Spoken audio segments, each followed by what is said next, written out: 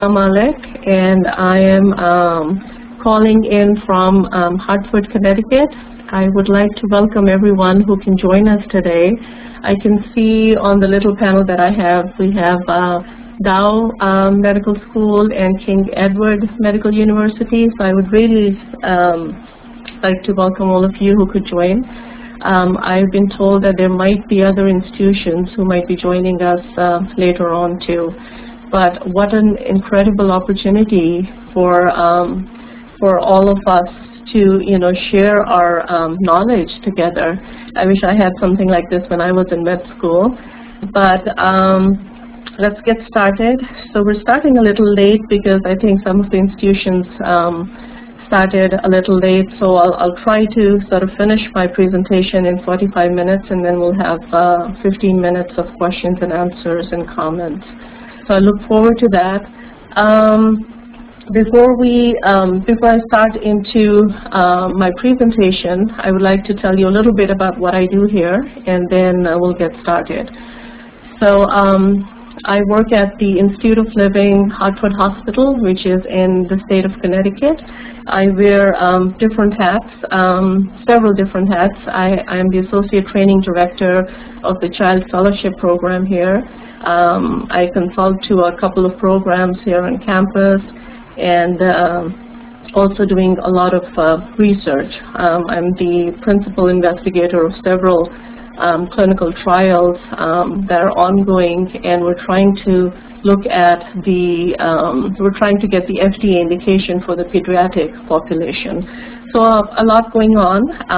This topic that I'm going to present today is called Pharmacogenetics Individualized Pharmacotherapy, especially in the field of psychiatry. And before I go into the detail, I was told that we have a very diverse group of members here, from medical students to junior faculty members, to some senior faculty members, head of the departments, as well as some social workers and mental health clinicians. So appreciating that fact, I thought that I'll start with a very basic sort of refresher course on the genetics, and then we'll go from there. If I can move my slides, let's see.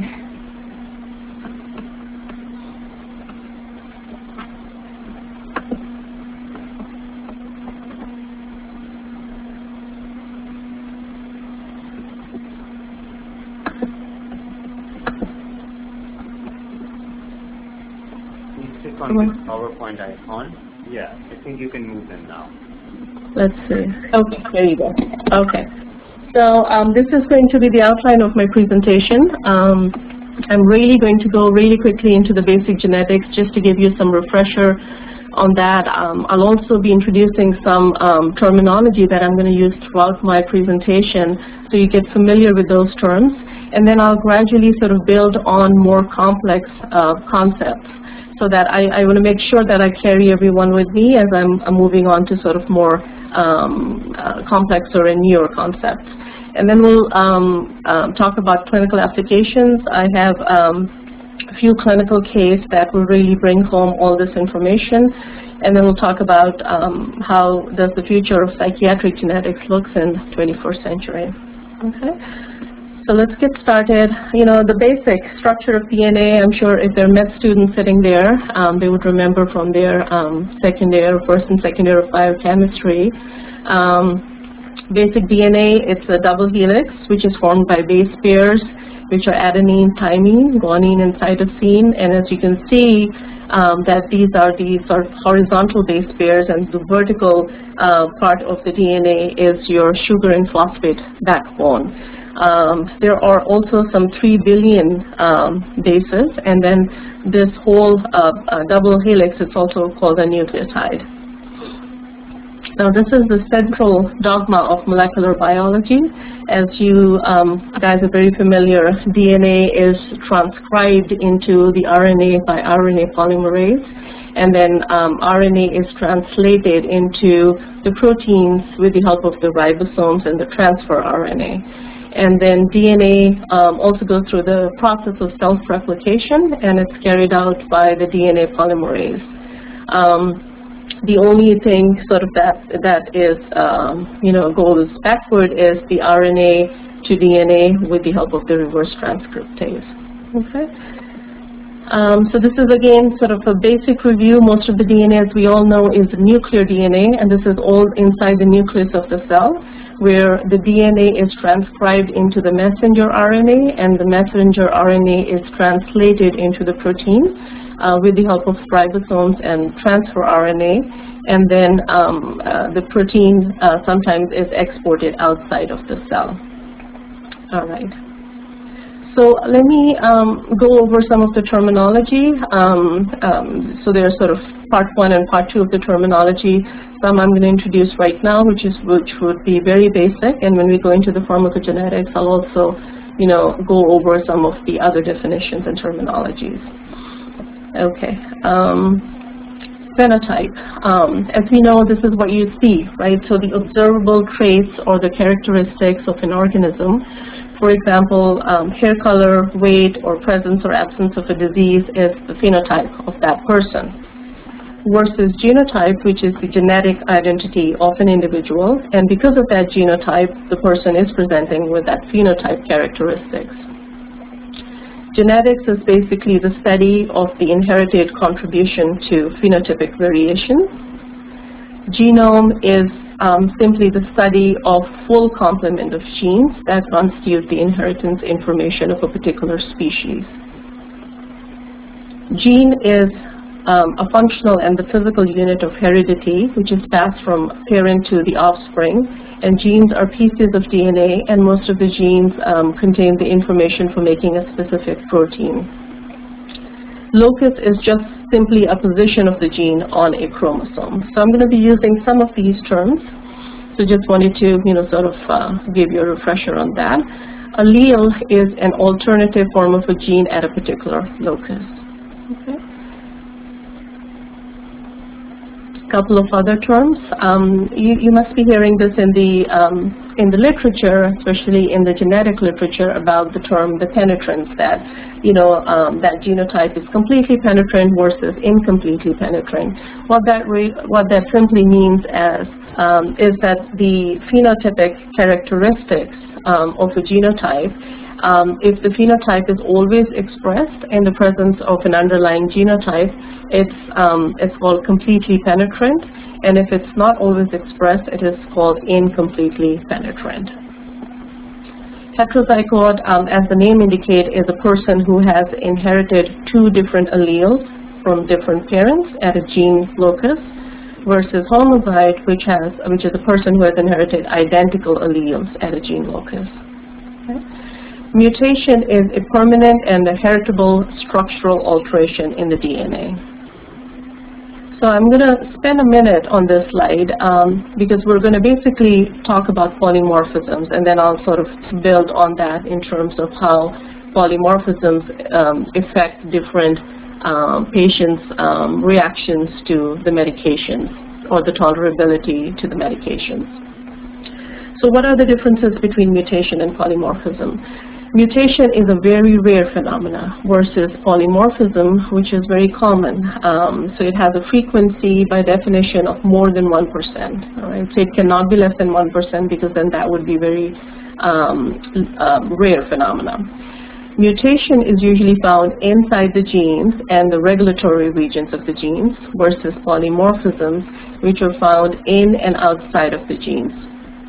Mutation would usually affect, in most cases, the gene function. Polymorphism usually do not affect the gene function.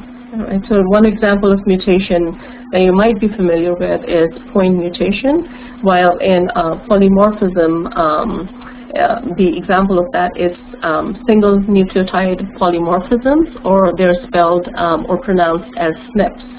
So I'm going to spend a little bit of time in terms of explaining what exactly that is, and that's again a term that you might be hearing a lot in the genetic literature and then in the pharmacology literature as well.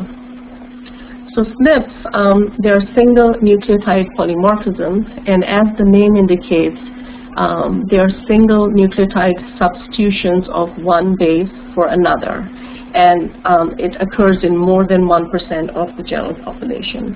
So as you can see in the diagram on the left-hand side that there are 4 versions of a SNP. Basically a single nucleotide is changed for another, and then that results in, that's called a polymorphism or single nucleotide polymorphism. All right, and it has to be more than 1% of the general population. So let me tell you a little bit about different types of SNPs, and then we'll go into more details about the pharmacogenetics.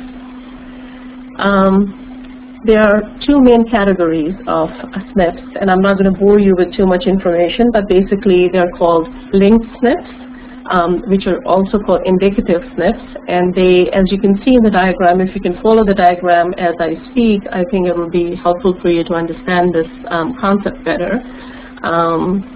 The linked SNPs, they do not reside within the gene, and they do not affect the protein function, but they do correspond to the particular drug response or to the risk for getting a certain disease. Versus causative SNPs, they affect the way a protein functions with a disease, or it really influences a person's response to medication as well. And then the causative SNPs are further divided into 2 forms, coding SNPs and non-coding SNPs. Okay, so the coding SNPs, as you can just follow the diagram with me. I'm not sure if you can see my mouse, but I'll just point towards that. The coding SNPs, they're located within the coding region of the gene, and then the change in the amino acid sequence of the gene, and then it finally affects the protein production too.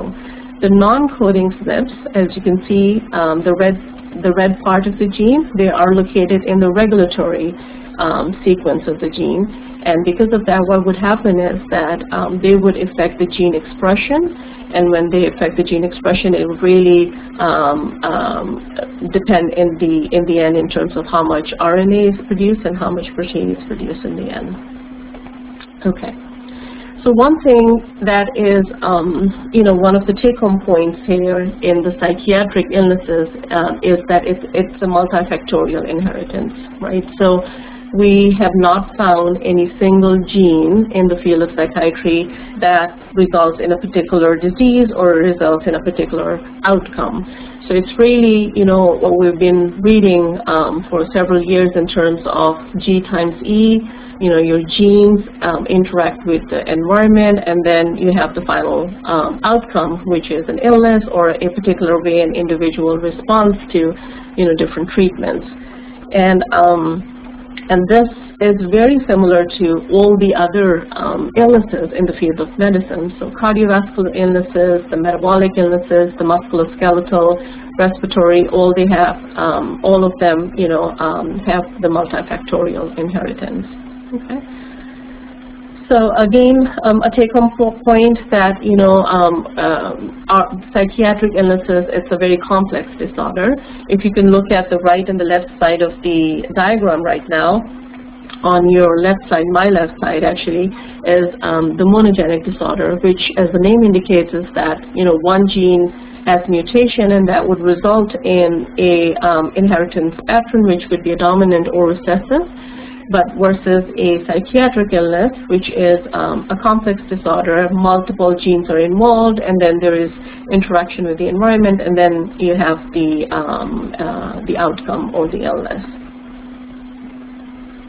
Okay, so why do we need to know about genomic medicine? Why do we need to be up to date in terms of what's going on in the field of in the field of sort of genetics research, especially if we are psychiatrists?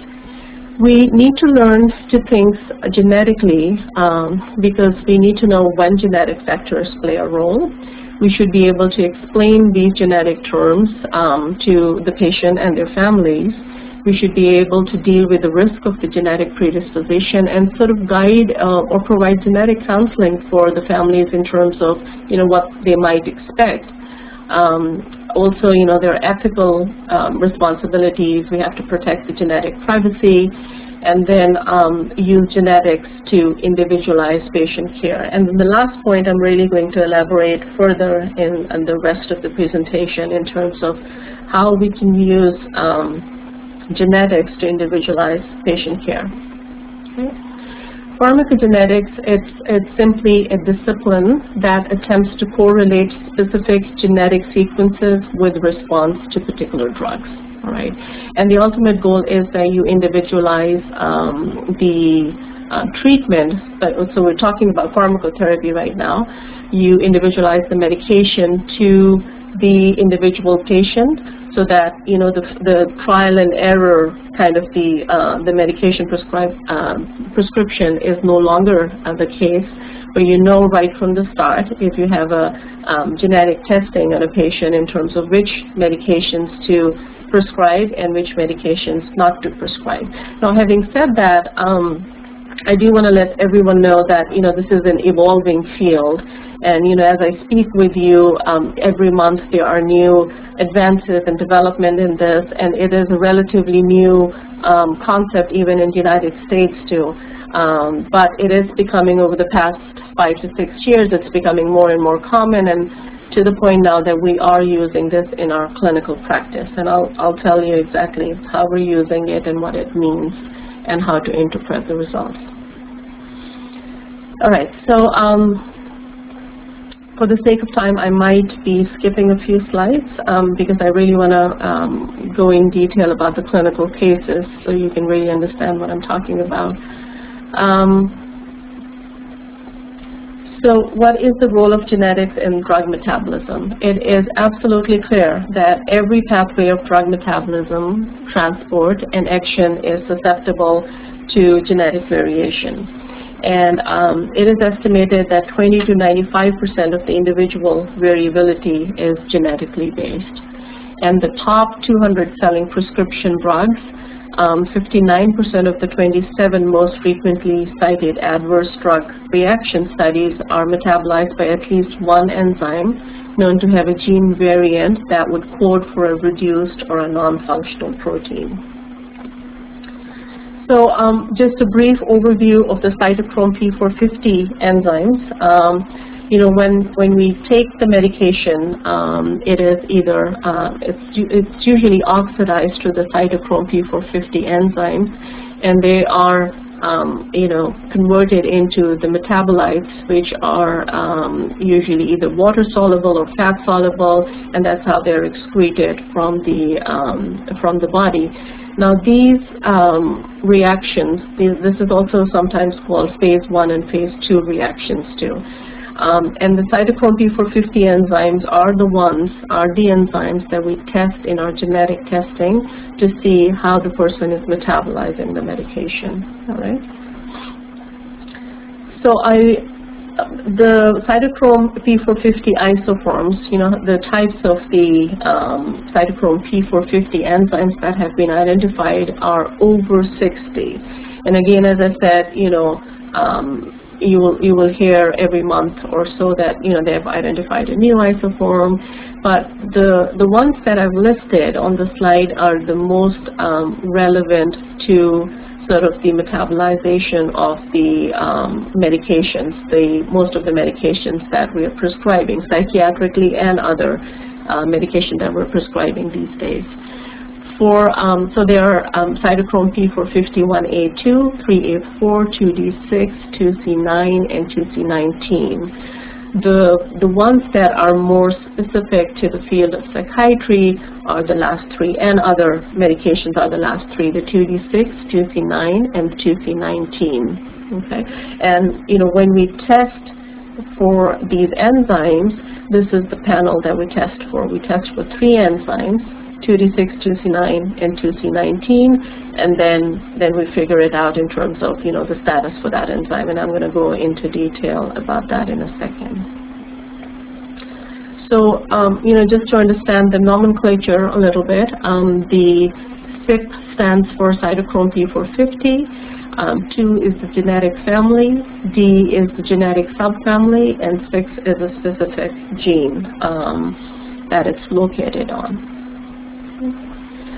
So this is, the part 2 of the terminology that I told you guys. So these are the terms that I'm going to really use for the rest of the presentation, and then in the genetic testing report that you get, they also use some of the terminology that I'm going to use. So let me try to explain what exactly is tested for and how to better understand this. So when I say P450 now, I'm referring to Cytochrome P450 enzymes. Okay, so P450 substrate. A substrate is simply any drug that is metabolized by one or more of the P450 enzymes. All right, so all the enzymes that I listed, any drug that is metabolized by those enzymes is called a substrate. Inhibitor, as the name indicates, P450 inhibitor is any drug that inhibits the metabolism of a P450 substrate. Okay, and if you remember from your again biochemistry, that the enzymatic inhibition is a competitive and a reversible process. And what that means is once you remove that inhibitor, once that medication is removed from the picture, from the clinical picture, the metabolism will go back, shoot back to the normal. Okay.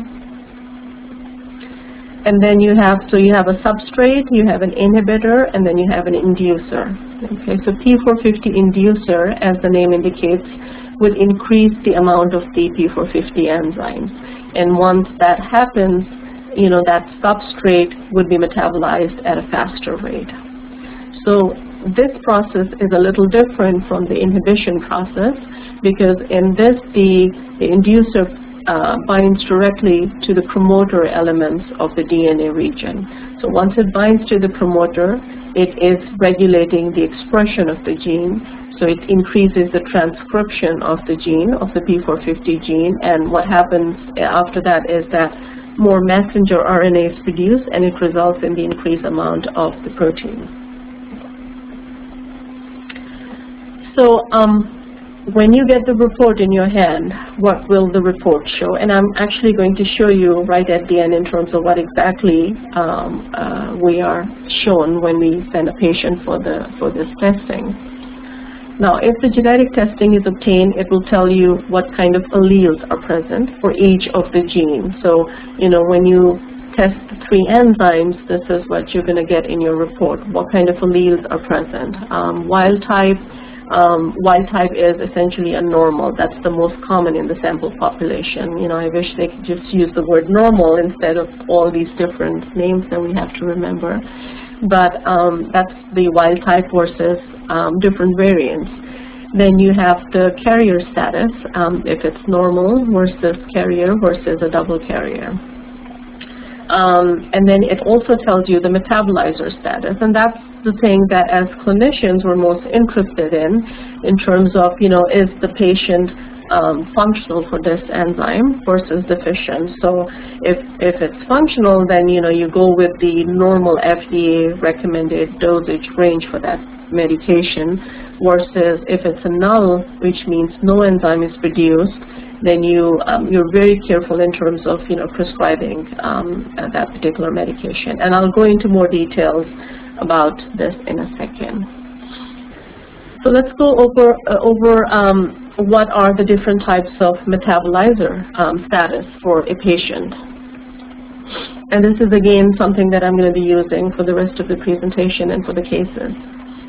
So the extensive metabolizer, or EM, extensive metabolizer is essentially your normal metabolizers for the patients.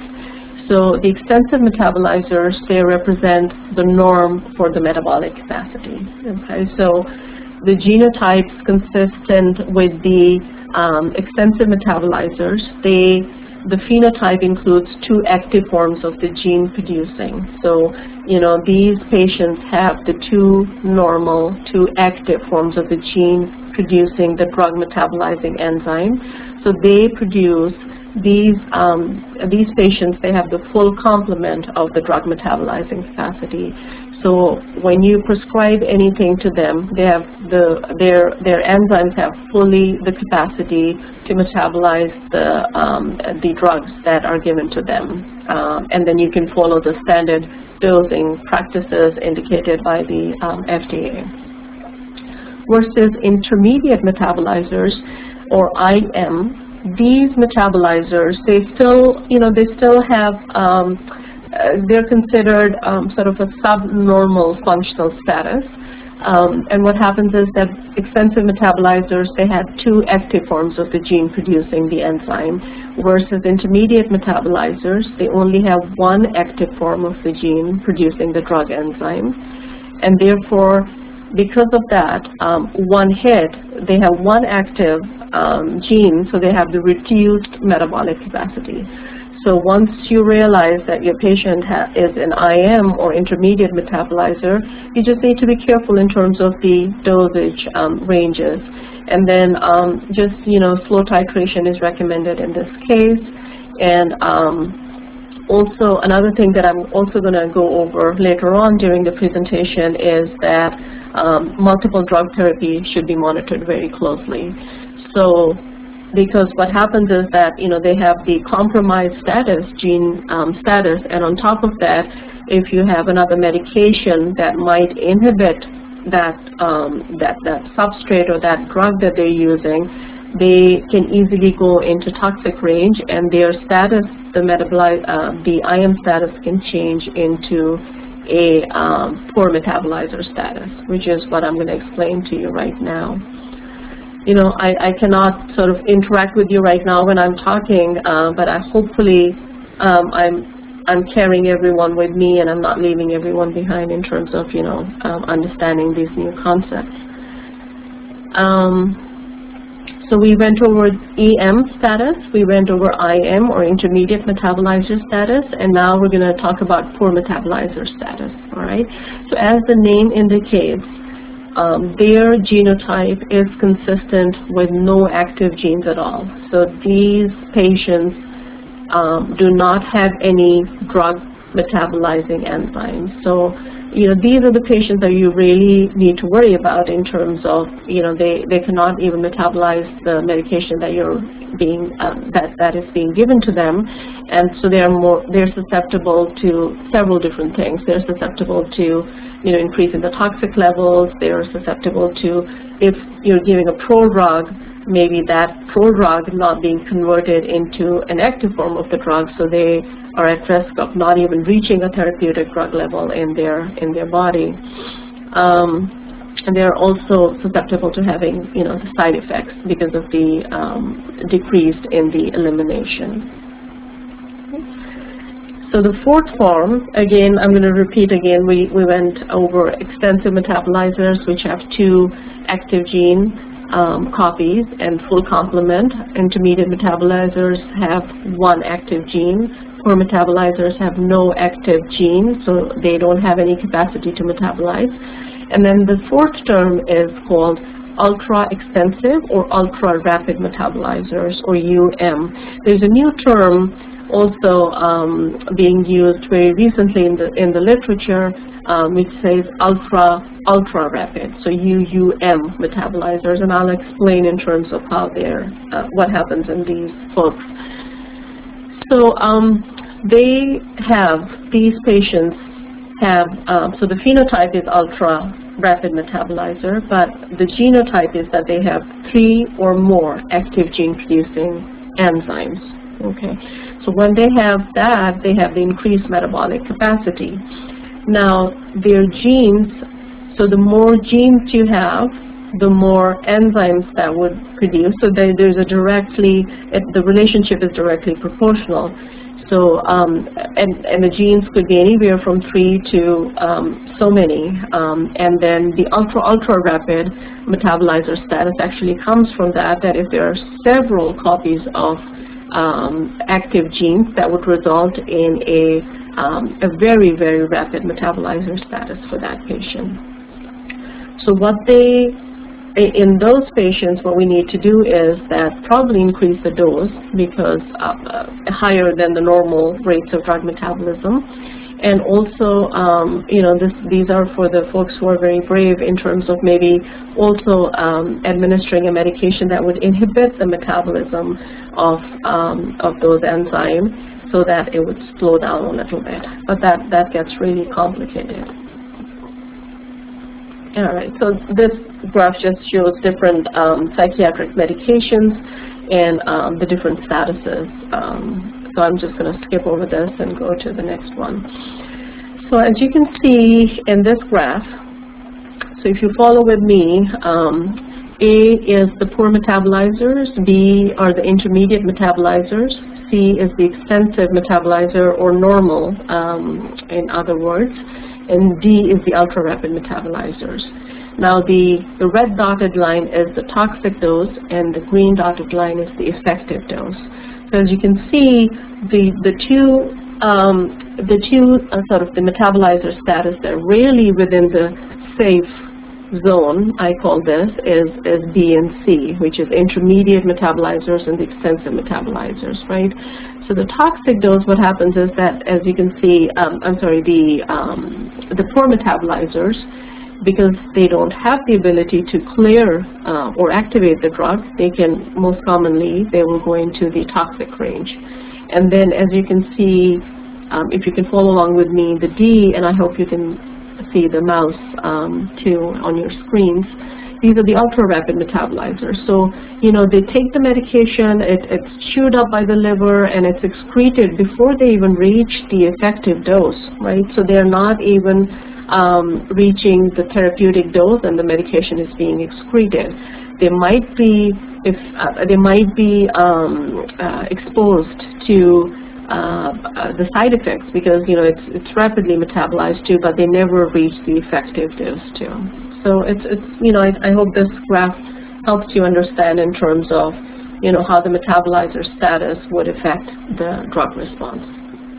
Okay.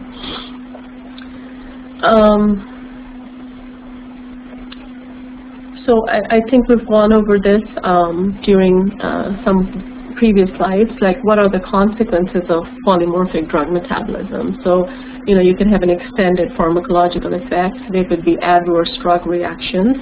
There could be lack of prodrug activation, drug toxicity, increased effective dose of a medication, also metabolism by alternative deleterious pathways, and exacerbated drug-to-drug interaction. So I do want to make, the second last point, just want to spend a little bit time on that. Sometimes when a drug is metabolized by the liver, there is more than one pathway. So there is a primary pathway usually, and there could be a secondary and a tertiary pathway too.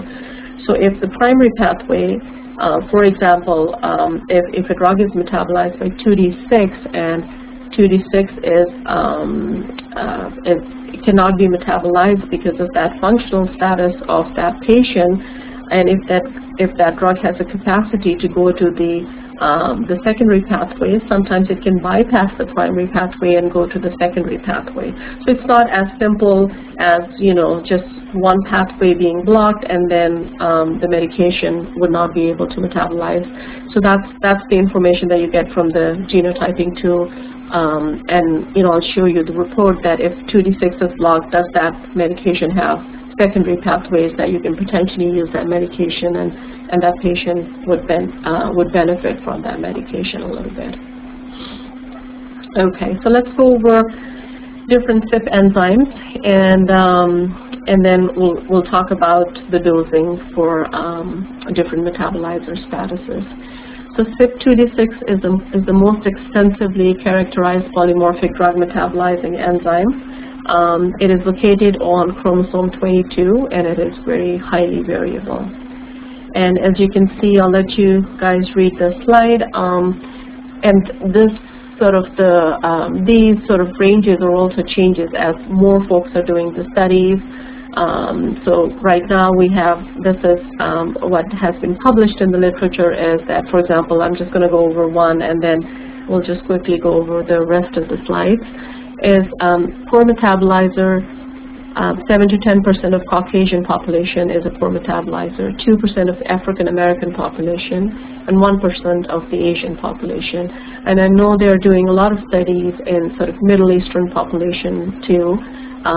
So, as I said, these are the numbers. As more studies are being done, these would change in future articles.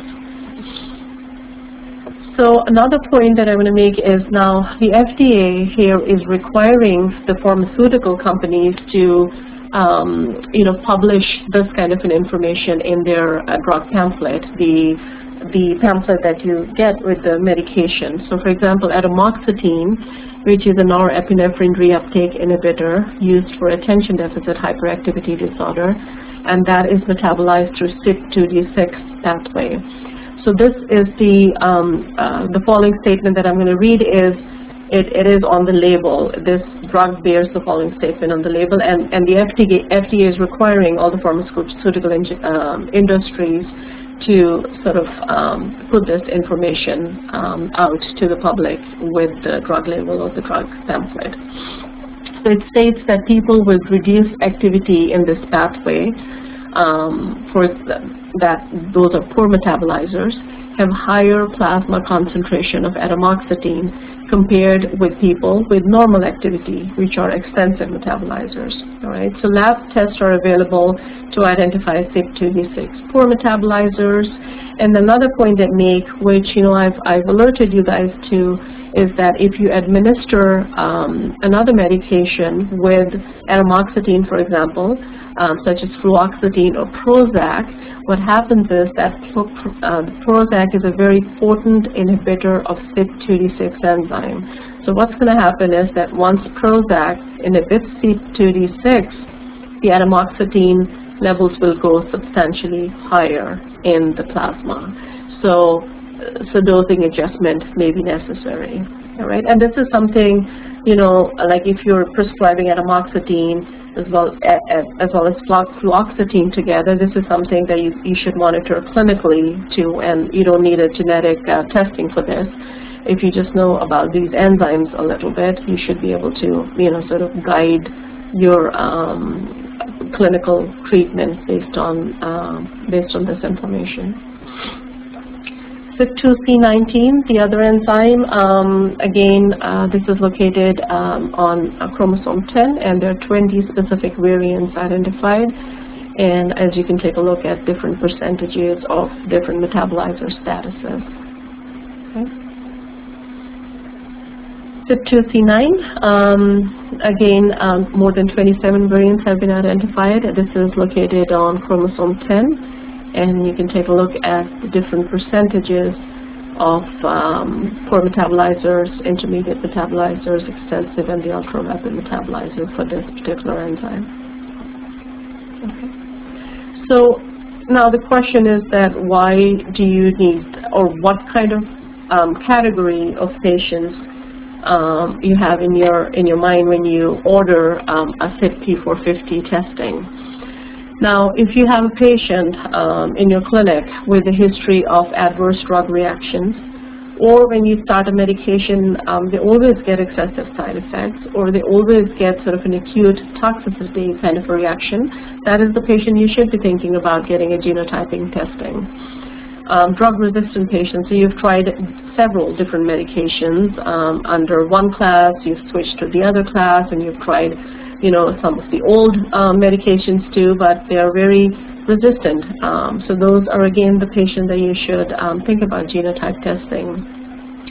Sometimes you'll have families that would come up and they want to get the genetic testing done from the get-go. So these are medications naive patients, but the family, they just want to have the genetic testing done to find an effective antidepressant or any other medication, so that the patient does not have to go through that sort of a trial and error kind of a method, but should be able to get the medication that, according to their genetic makeup, might help them better. Okay, so, as I went over the different kind of metabolizer status, now, once you have this information from your genetic testing, how do you use that information in terms of, your real-life practice? So if you have a patient who has been identified as a poor metabolizer, the guidelines are, and again, these guidelines are being sort of revised as we find more information about this topic.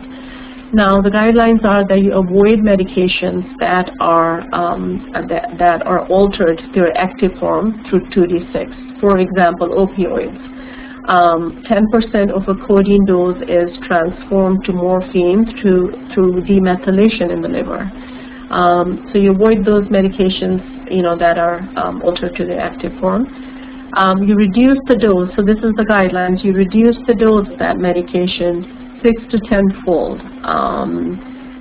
So these are for the medications that are administered in their active form and they're metabolized through 2D6. All right, and so many antidepressants are metabolized through 2D6. So you have to decrease the dose 6 to 10-fold in order to get the same benefits and no side effects. Therapy modification for ultra-extensive metabolizers. So these are the ultra-rapid metabolizers who are chewing up the medication really quickly. So the guidelines are that you increase the dose 2 to 5-fold depending on the number of duplications noted in the report. So the duplications means gene duplications. So how many gene duplications are reported. So the more the duplications are, the more higher you have to go in terms of the dose increase. Okay. Intermediate metabolizers, you start at a lowest dose, and then again, as I mentioned before, you avoid multiple drug-to-drug therapy that might inhibit, and then the intermediate metabolizers can go into the poor metabolizer status if there are drug-to-drug interactions. So a couple of examples, and then I'll give you a clinical example, and then I'll show you in terms of how the report looks like. Just looking at the time. So SSRIs, TCAs, and CYP2D6. So if you have SSRIs, especially the fluoxetine, paroxetine, and fluvoxamine, all of them are very potent inhibitors of 2D6. Now, the 2D6 enzyme is your the tricyclic antidepressants. They're metabolized through the 2D6 enzymes. So if you give an SSRI, especially the three that I've mentioned, with the TCA, what would happen is that these SSRIs would inhibit CYP2D6, resulting in higher levels of the TCA. And as we know, what can happen with that is that tricyclic toxicity can result, which can result in prolonged QRS, arrhythmias, and even death can occur. Okay, so very careful in terms of monitoring this. And now I'm talking about drug-to-drug interactions a little bit in terms of what might happen with these enzymes. Fluvoxamine. Fluvoxamine is a inhibitor of CYP1A2 as well. Okay, and substrates of 1A2 are caffeine, clozapine, haloperidol, and theophylline. Now, just to give you an example, caffeine's half-life is usually 5 hours. It increases from 5 to 22 hours in individuals who are prescribed fluvoxamine, and then they, drink a few cups of coffee. So just imagine the jitters and insomnia that would result because of this compromised status. Clozapine levels, if you give clozapine with fluvoxamine, what can happen is that clozapine level can increase as much as 10-fold. And then, again, resulting in delirium, seizure, and syncope that can happen. Haldol, when it's given with fluvoxamine, it essentially presents as like a depot Haldol injection. So it goes up to, increases up to 10-fold the concentration of Haldol. So it becomes from, essentially looks like it from oral haloperidol to a depot haloperidol. And similarly with theophylline too, the toxicity can include arrhythmia, seizure, and delirium. So, as you're going along with this, you can see that these, this can get really complicated, and some of these side effects could result in fatalities too. 2C19 inhibition in SSRIs. Fluoxetine and fluoxetine are the most potent inhibitors of 2C19. And substrates of those are coumadin, phenytoin, and TCAs. So again, another take-home point is it's really important that your patient brings you all the list of the medications that they are taking. So you really can take a look at, what they're taking and if there are drug-to-drug interactions and what you need to, because they might be seeing so many different specialists that, you might not know what else they're on. So it's very important to maintain the medical record and make sure that you keep on updating that too. All right, so I'm going to skip this slide. Okay, a case illustration, and then I have a couple of other cases, and then I'll show you what the report looks like. So this is a case, it's a real published case, and then I think this will really take home what we've been talking about in the previous slides. So 72-year-old female with medical history of type 2 diabetes and atrial fibrillation. She was receiving warfarin, 5 milligram, with an INR of 2.9, and amitriptyline or Elavil, 50 milligram for neuropathic pain. Fluoxetine, 20 milligram, was added to her regimen for major depression, and over the following 10 days, she experienced dizziness, dry mouth, and inability to void. She eventually required transportation to the emergency department, where a bladder catheterization yielded 2 liters of very dark urine, and her INR was found to be 17.3. So this is an example of, I'm sure most of you guys might be thinking different things. This is an example of an inhibitor added to 2 substrates. Okay, so warfarins, first of all, warfarin's metabolism occurs through 2C9. And fluoxetine is a potent inhibitor of 2C9 along with 2D6 So what happened was that when fluoxetine was added in the picture, that person developed an impaired sort of ability to metabolize warfarin, resulting in increase in the warfarin blood level. All right, so that's one example. The other thing that happened was, as I've been talking to you guys in the previous example, the tricyclic antidepressant, right? So fluoxetine was added. Tricyclic antidepressants are metabolized through the 2D6 pathway. Prozac is a potent inhibitor of 2D6. And what happened was that the tricyclic blood levels increased, resulting in, your characteristic symptoms of anticholinergic symptoms of increasing dizziness, dry mouth, and inability to void. All right, so as you can see, the drug-to-drug interaction and knowing these enzymatic pathways can really sort of help preventing these unfortunate consequences. I'm going to skip this case for a second, and I think I've covered this already in terms of, you need to be cognizant of the fact that there might be more than one enzyme that can metabolize the same substrate. So if there's a primary pathway that is blocked, the secondary pathways in some cases might take over. And then absolutely be cognizant of the fact that what other medications, what other nutritional supplements, and what other things that that patient is taking, and also the environmental factors, right? So the age, concomitant diseases, smoking, what they're drinking. In terms of grapefruit juice, it inhibits 2 of the 6 major P450 enzymes. So you just be cognizant of all these factors when you're prescribing. All right, so this was on the cover of the Time magazine a few years back. Drugs of the future, amazing new medicines will be based on DNA. And at that time, people must be thinking, is this really going to happen or not? But now, as I'm talking to you, this is really happening, and we are, using the genetic testing sort of to guide our medication or pharmacotherapy practices. Okay. So I have to, thank our genomics department here. The head of the genomics department, which works with Hartford Hospital, where I work, have lended me these slides, the next few slides. And they also have a lab on site that we send the patients over there, and that results in, a report that I'm going to show you right now. So as you can see on your screen, again, 3 enzymes being tested right now nationwide in the United States, 2D6, 2C9, and 2C19. There are 20 alleles for 2D6, 7 alleles for 2C9, and 10 alleles for 2C19. Okay.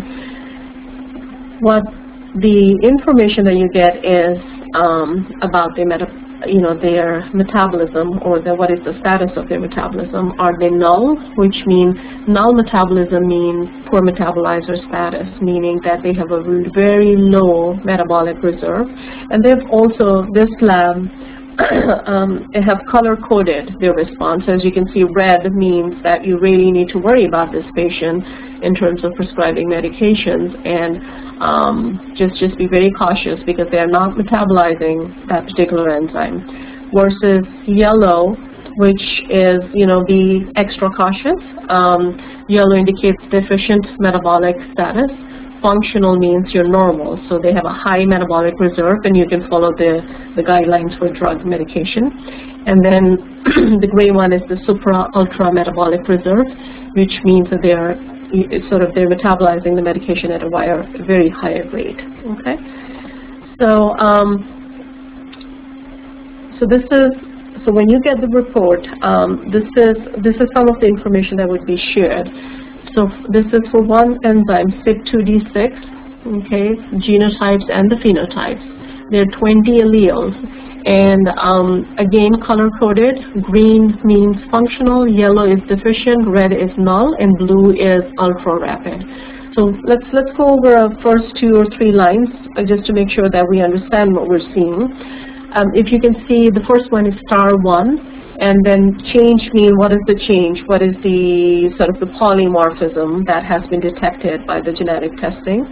And then it sort of produces the metabolizer phenotype. So the first 2, *1 and *2, are functional. So if that comes up in your report, you don't need to worry about that patient in terms of prescribing guidelines. *2A, which is the 3rd one on your list, there is a change in the promoter, which resulting in the ultra-rapid metabolizer status. So hopefully, I've talked with you guys several times about if that comes up, then you really need to prescribe the medication at a higher dose. All right. So similarly, as you go down the list, this is how it looks like. Similarly, so these are just the medications in terms of, red means stay away from these medications. So it really tells you, which medications you should stay away from and which medications you can prescribe. Let's go to the next one, CYP2C9. And again, it's pretty much the same thing. *1, as you can see, is a functional metabolizer phenotype. *2 is a deficient. Okay, so once you get this, you'll be able to tailor this information to the prescribing guidelines for your patient. Okay, CYP2C19 genotype and phenotype, and again, you can say the same story. It tells you the allele and the metabolizer phenotype, and then it gives you the guidelines in terms of which medication to give and which medication to stay away from. Okay, so this is what you're gonna result, and I hope you guys can see this because it's a little small print. But let's go over maybe the first one, the amitriptyline, which is a tricyclic antidepressant. So these the boxes, the colored boxes, means that this is a primary pathway, and if these are empty boxes, it means that these are the secondary pathways, not as strong as 2D6, but if, for example, 2D6 was blocked, potentially for this medication, 2C19 and 2C19 can potentially take over a little bit.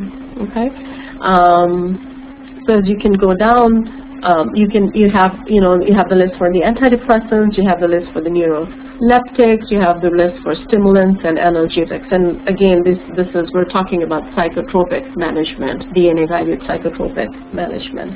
Okay, so let's go over, and this is this is a cardiometabolic management too. So not only we in the psychiatry department and the child psychiatry department are using this information, but the cardiology, our endocrinologist colleagues, and all the other docs, the internal medicine, they're also using this information. So they really made these different tables depending on the speciality of the patients that you're treating. So as you can see, you have here the antihypertensive and the cholesterol-lowering drugs amongst other medications. All right. So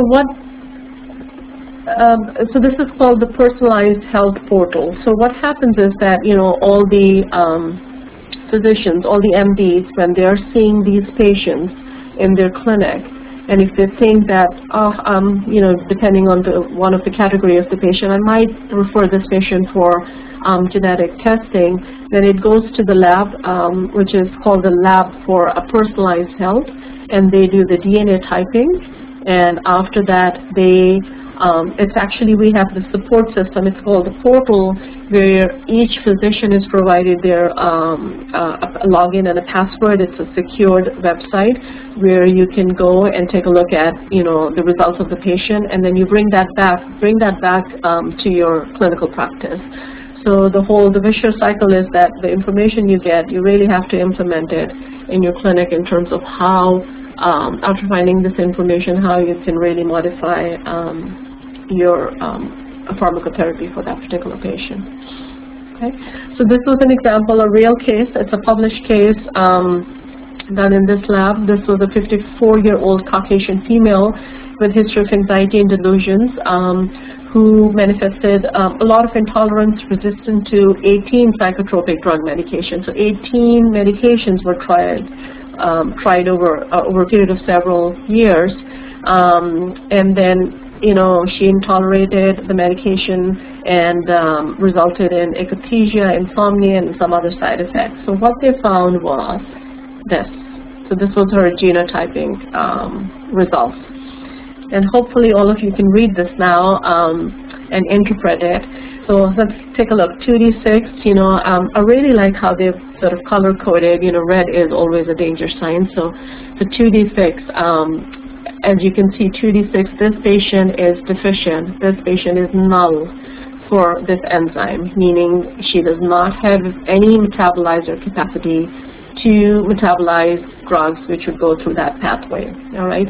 Versus 2c9 and 2c19, as you can see, half green, half red, which means they have one inactive and one active copy of the drug metabolizing enzyme, all right? So they have some capacity, but again, a compromised capacity.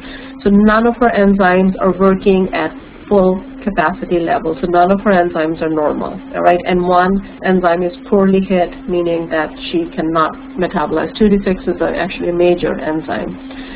So, so you'll get this result, right? And then you will have this.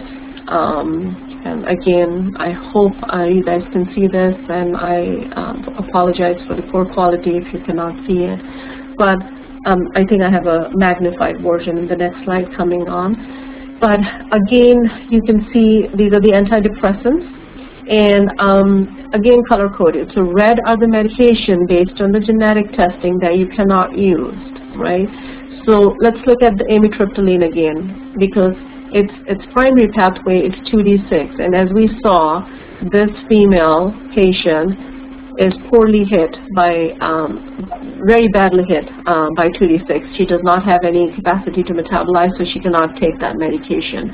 Versus desvenlafaxine or Pristiq, which sort of bypasses these pathways, she can take these medications. So it really tells you, all the green bars mean that, this patient can take these medication, and you can prescribe these medication at a sort of a regular dosing strategy, okay? And again, sort of a magnified version of the same thing. Red, stay away from. Green, you can prescribe. Yellow, you can prescribe, but you just have to be very cautious on that. So let's take a look at that, the yellow one. In this particular patient, we know she's badly hit with 2d6, but she has some capacities in 2c9 and 2c19. So Wellbutrin or bupropion As you can see, it has a secondary pathway through 2C9. So if you give this medication, she might be able to tolerate it, but you'll have to really closely watch her as you do this. Okay. So in terms of, I think I might be running out of time. So it's just that in terms of the predicted development, this is what's really happening in terms of the personal pharmacogenetic profiles of the patient that you're going to maintain, and then you really tailor your medication pharmacotherapy for that. And it's really, there have been lots of healthcare economic studies in terms of how much money it's going to save you if you have this piece of information to start with. All right.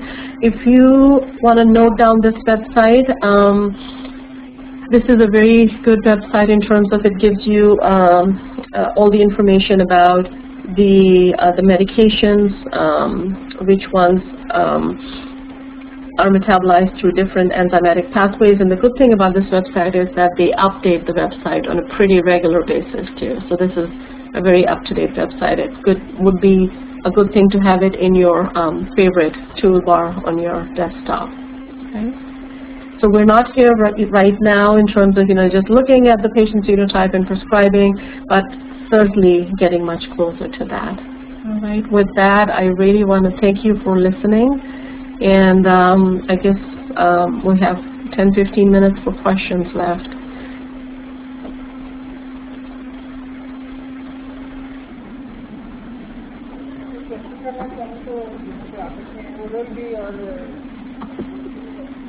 Any questions, please?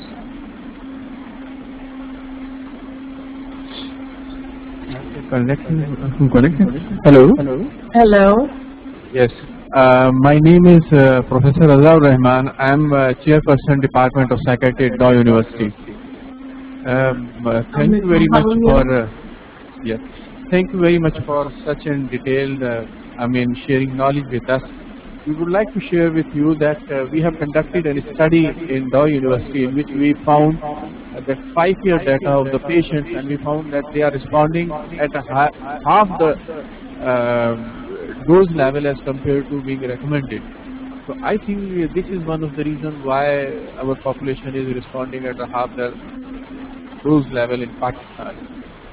Yeah, that might be true. It's very exciting that you're conducting those studies, and I'm not sure if any of the labs are, want to take this sort of adventure in terms of, testing for these enzymes. I think it would certainly be useful, especially starting with sort of on a research level, and then after that establishing your practice guidelines and then really translating it into your clinical practice. That clearly could be one of the reasons too. I think it might be worthwhile if you are in one of the big sort of institutions and, to reach out to certain labs, whoever is doing the labs in terms of asking them if they would be interested in something like this. I cannot hear you. For the sake of because a lot of trainees are over here, for the sake of clear knowledge, I would like to ask you that when you are referring such patients for this sort of analysis, whether you are going to conduct this study, sort of testing at your clinic, or you are sending them to some laboratory for, and what sample you are sending to the laboratory? Sure, and I should have mentioned that, and I'm glad you pointed that out. There are two ways that we are taking their samples. First of all, it's a simple blood sample that we just send them to a blood. It doesn't have to be a fasting specimen or anything. And then, but there is a turnaround time to getting the results. Usually it takes a week or two because it has to be sort of PCR'd and genotyped, and then the results is produced. Another thing, actually, I brought it with me, and I'm glad you reminded me. This is a brand new thing, and I don't know if you guys can see this. This is a swab. This we can do in our clinic. So what basically we do is once you have a patient in your clinic, you open, this is closed, this is sterilized, so you open this packet, and then you sort of take the sample, the buccal sample from both cheeks. So the directions are that you take it 4 or 5 times on right side and 4 or 5 times on the left side, and then they provide us with a packet that we put the swab back in, and then we drop it in the, there are certain boxes that the lab usually comes and picks up on the daily basis too. So that is really convenient, especially with the pediatric populations, because they're sometimes afraid of the needles and all that. And with this has really helped us in terms of sort of expediting the process and then getting the sample in the clinic while we're seeing them. Does that answer your question?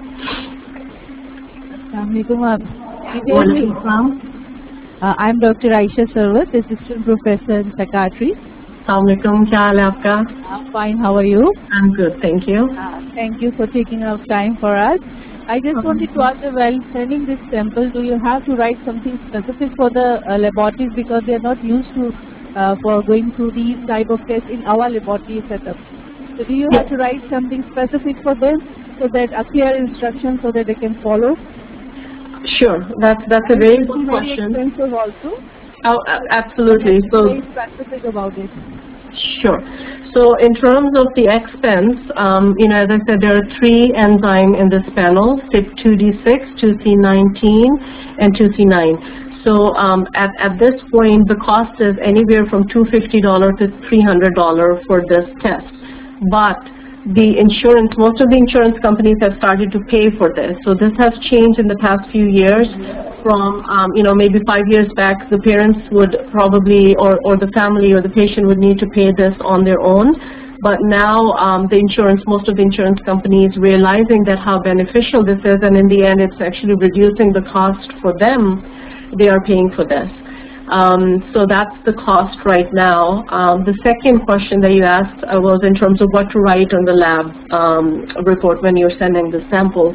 That's a very good question. Actually, we are provided with a pre-sort of typed form that we just have to check off in terms of the enzymes. So, but I've written it on a regular prescription pad too. You write that you need Cytochrome P450 2D6. 2C9 and 2C19 enzyme testing. And then we also need to, we give a little bit of clinical history, like we might say, 16-year-old boy has been tried with this medication, resulted in adverse side effects or developed toxic reaction, and that's the sort of the rationale for asking the study too. The lab do ask us about the clinical information, and then when the report comes, sort of it tells us that this might be the reason that you're not, this patient might be experiencing the toxic effects or the side effects. Does that answer your question? Should be drug naive also, or does it have? Hello, can you hear me? Hello, assalamu alaikum. Walaikum salam. I think I'm not seeing who is talking. My name is Dr. Ishaq Sarandi. I work for Dr. Institute of Psychiatry and now National Medical College, Karachi. Thank you very much, Dr. Salma. You're welcome. Very informative talk on the side. Thank you. You have discussed this P4 cytochronic enzyme. I would like to ask you a question. A lot of work is going on in psychopharmacogenetics in terms of prevention of disease, in terms of getting into the genetics of psychiatric disorders and behavioral stress. So, my first question is, where do we stand now? And prevention is, of course, an aspect which needs to be looked for, and a lot of work is going on. I would like to have updates on all these 3 aspects of psychopharmacogenetics of psychopharmacology. I did. I'm getting back for the second question. Okay, so I did get the first part of the question in terms of the psychiatric genetics, but the last part I didn't get. So the voice was really echoing. So I'm not sure if you can text me or maybe repeat that, but I'll try to answer the first part. Sure, Dr. Sharma, I'll repeat the whole question again if you can hear me. Okay. My question is, I would like to have the update on prevention so that we can intervene early into the psychiatric disorders, then genetics of psychiatric disorders, and the behavioral traits. Where do we stand now? Update on these all three issues. That's a very good question, and it might take me a couple of hours to answer that question too, because that's an amazing developing field right now. I can share with you some of the things, and then if this is something that you guys are interested in, I'll be happy to present in terms of looking at different disorders and what are the genetics and all that too. So the most genetic illnesses that have been reported are sort of schizophrenia, bipolar disorder, mood disorders, ADHD, and autism. So these 5 illnesses are the ones where sort of the genetic work is really, really taken off. But as I said, there hasn't been any single gene that has been identified, but there are several genes which are called, the term is used, the candidate genes, that have been identified for several different illnesses too. Some of the new things in terms of the PTSD, post-traumatic stress disorder, there is a really good research going on, and you guys might be familiar with that too, in terms of looking at the resilience, and especially there were some twin studies that were done. They looked at the twins and who were exposed to the same, I'm going to use the term dose of the trauma, but one developed PTSD full-blown and the other person was resilient, and they looked at the sort of the genotyping for those twins, and then they find the serotonin, changes in the serotonin transporter genes in terms of the short allele and the long allele, and the long allele being the protective factor for the person.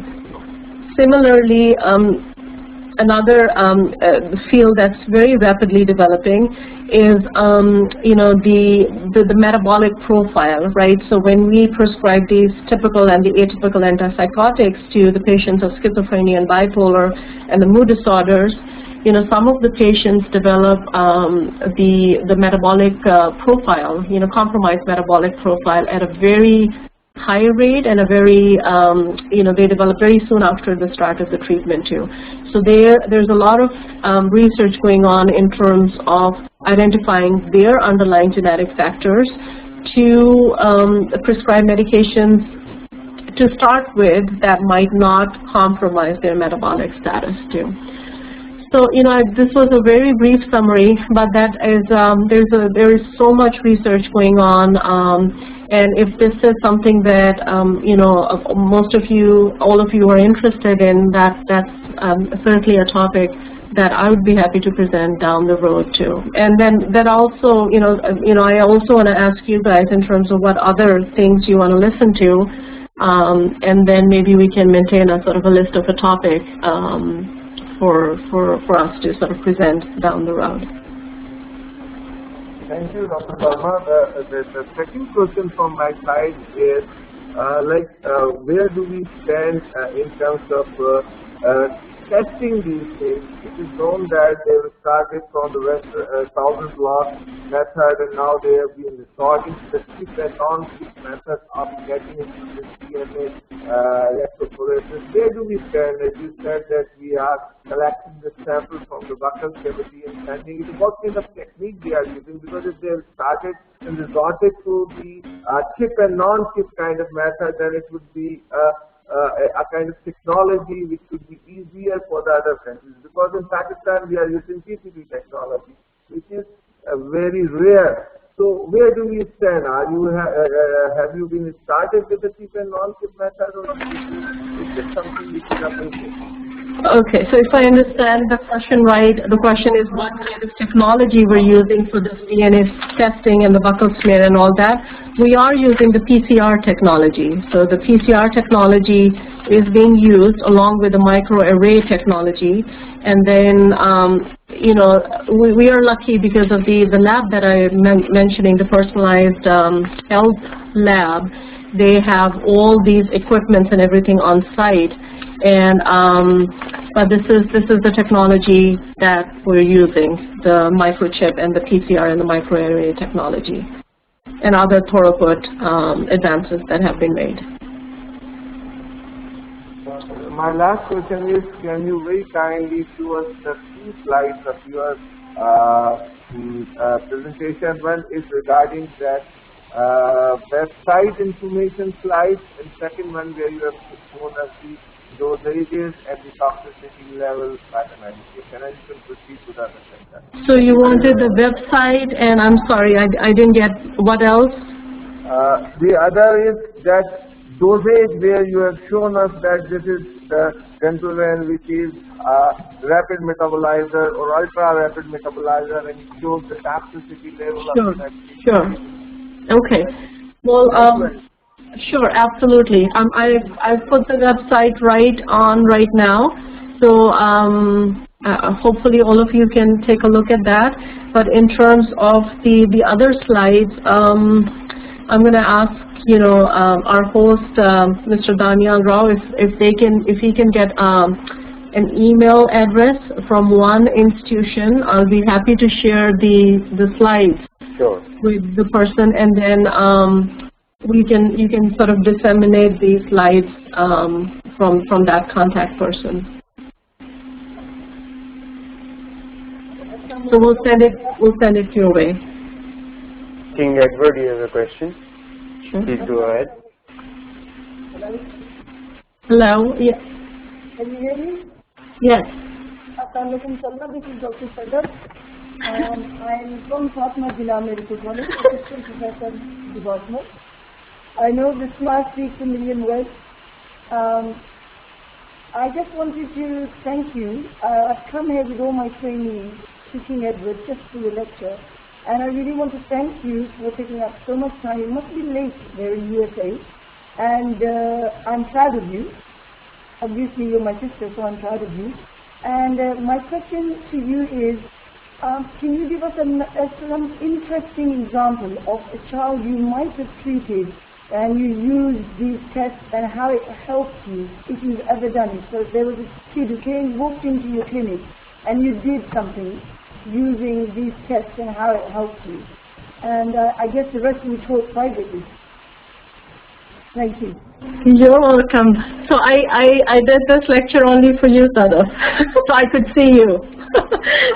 But it's so good to see you, and I'm glad that the trainees are here with you, because I just wanted to make sure the FJ is here. I'm a graduate of FJ Medical School too.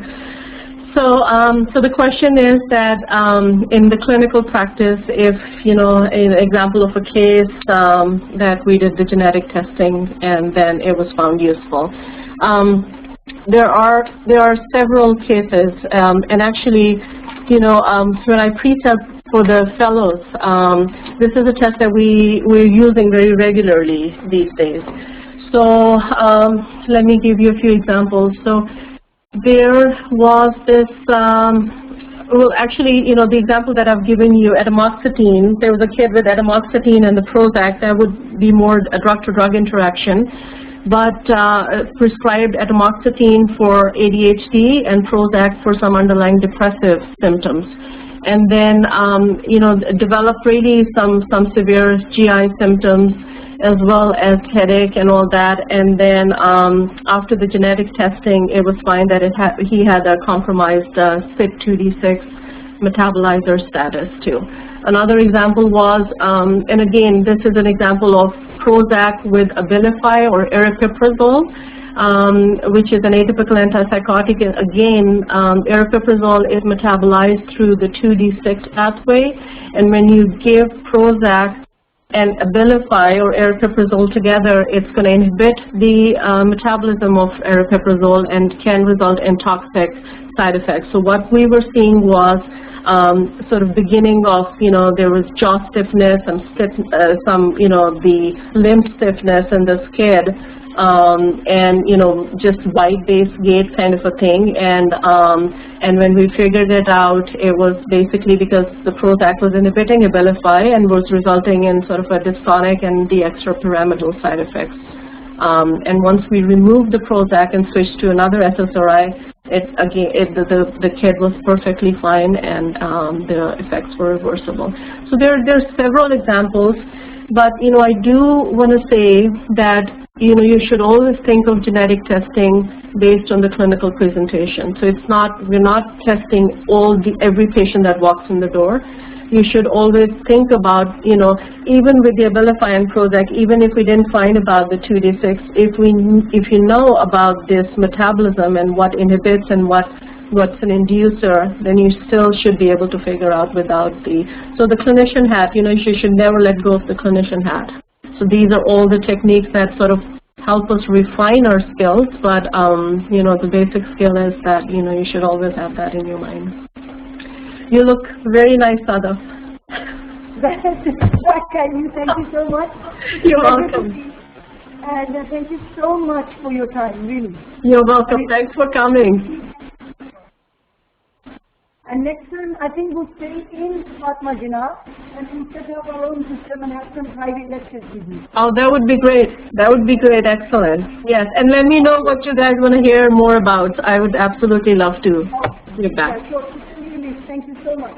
You're welcome. You're welcome. Take care.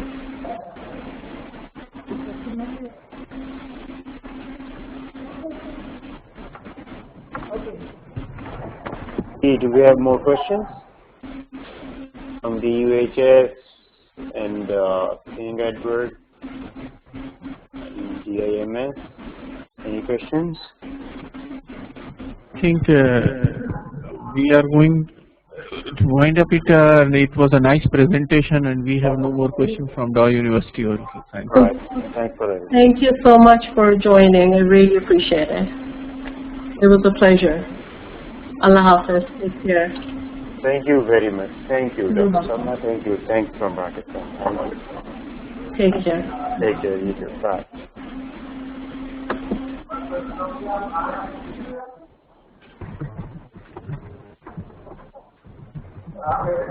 Thank you, Dr. Sharma.